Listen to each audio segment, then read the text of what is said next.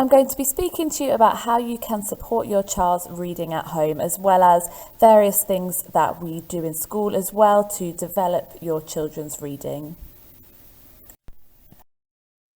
So, what am I going to cover?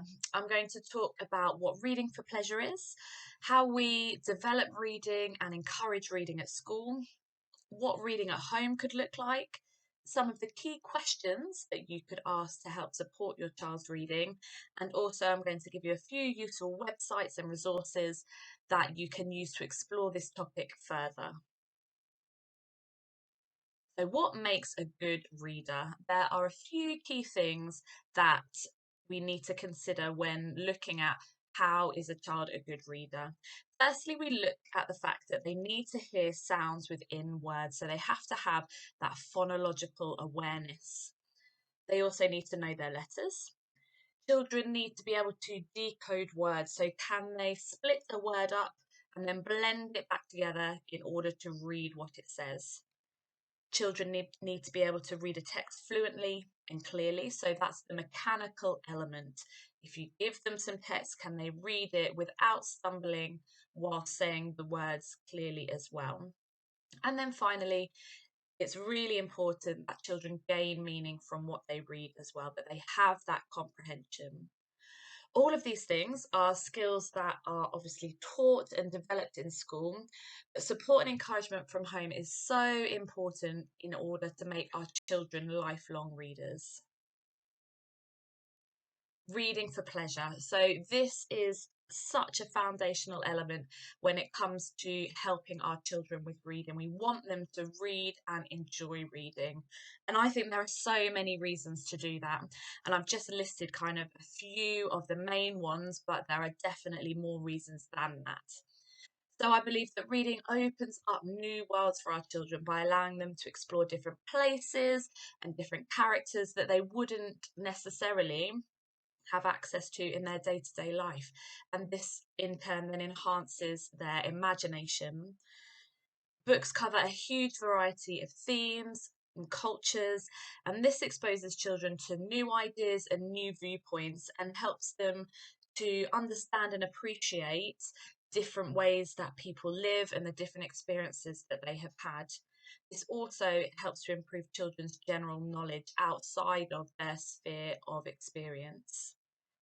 Reading helps children to develop vocabulary, and that is so important in terms of helping to improve the quality of their writing and also their text comprehension.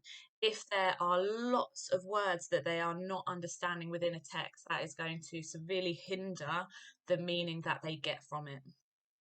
I think that reading for pleasure also has huge benefits for a child's well-being, as well as their confidence in reading in later life.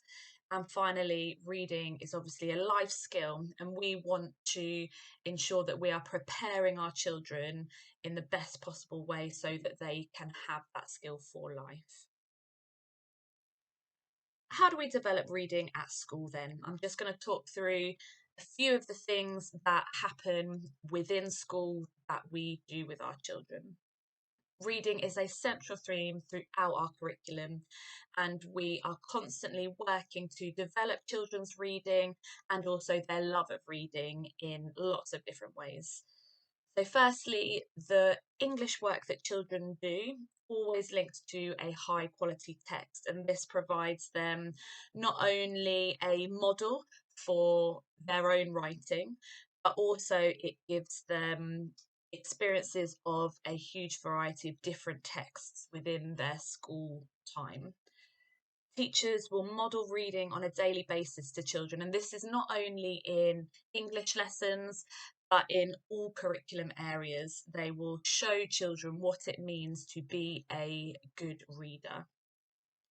Children are given regular opportunities for independent reading so that they're developing that reading stamina and they are developing that good habit of reading in a regular way by themselves. In Key Stage 1, children's reading skills are developed through small group reading sessions, allowing teachers to develop particular skills. And in Key Stage 2, children take part in daily accelerated reader time, and that allows children to develop their fluency, their reading stamina, so building up that time they're reading independently, and it is testing and developing their retrieval skills within comprehension. In addition, all children will have a weekly class reading lesson as part of their English lessons.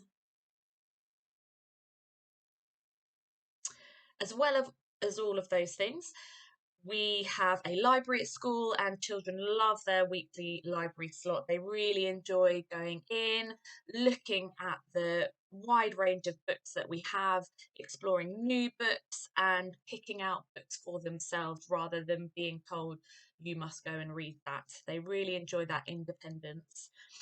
In Key Stage 2, the books that they select are tailored to their accelerated reader level. So that means that children are reading at their level and are developing at the pace that is good for them.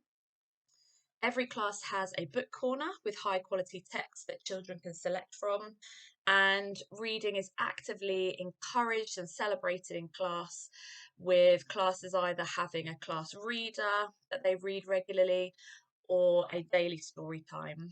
And in addition, we hold events in school to celebrate reading, for example, World Book Day, where we might have visiting authors come, and we have a whole day of celebrating reading and doing lots of different fun activities.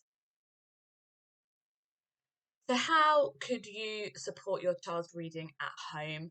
This is obviously not an exhaustive list, it is just a few ideas to help you kind of think about how you could build reading into your time at home. I think it's really important to try and create a routine, like we have a routine at school with our reading. Having that routine at home could just help it to be part of the daily rhythm of day-to-day life. It's so important that it should be fun. I think you need to make it engaging for the children so that they don't see it as a laborious thing to do. Read a variety of things, so show them that reading is obviously a life skill. It doesn't just mean picking up a book and reading it. Is it that they could help you read the shopping list? It could be that they could help you read a list of instructions for a recipe. Joining the local library could really help, because then again, they've got that independence in what they're choosing. You could try echo reading, so reading together, which means that you would take your turn in reading a small section, and then they would then repeat what you have read if maybe you're trying to develop either their fluency or their characterization with how they're reading different characters' parts. Try pair reading, so reading a line or a paragraph at a time, and then it makes it that kind of joint effort, that joint time spent together. And I think as you're reading with your children, just ask questions as you read. What is happening in the story? What do you think will happen next? And be on hand to help them with tricky vocabulary so that they understand it's okay to ask, and it also helps them to understand what is going on in that book. And a few other ways to kind of encourage at home as well, I think, is giving them that autonomy with what they would like to read, giving them the choice. Could you read using technology? So it could be on an iPad or a tablet or on a computer. Even if it's not a book, it is still reading. Listen to audiobooks and follow along. It could be that they read to someone else, either a younger sibling or even a pet, if you're wanting to encourage them to read in a different way and not necessarily always with you. You could turn reading into a game and definitely highlight and praise all of the good effort that they are putting into their reading. Asking questions when your child is reading is such an important part of it. I think it helps you to gauge your child's comprehension of what they're reading, and also that they understand the vocabulary and more generally what is happening in the text as a whole. So what kind of questions could you ask? It's better to keep it as open questions, I think, because then it's opening up that dialogue and it helps you to see how much does your child understand. So it could be questions in terms of opinion. So do you like the book? Who is your favourite character? And then you could also ask questions that are more directly related to a certain part of the text. So maybe which word tells you that the character is feeling sad? Um, is there a word that tells us what the setting is like? Um, just questions that are opening up the discussion and really helping you to gauge the level of understanding that your child has. And obviously, if there are pictures within the book as well, asking questions about that and how they link to the text as well are a really useful thing to do.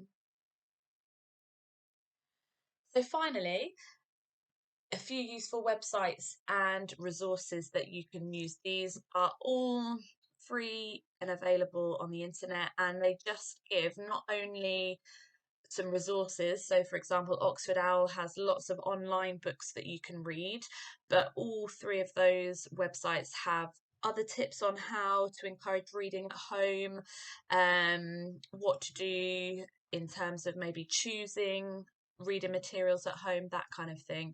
But they all offer some really good advice, kind of in addition to what this presentation has also said. So I hope that you found that useful. Obviously, do ask any further questions if you have any, and I hope that you enjoyed listening. Thank you very much for your time.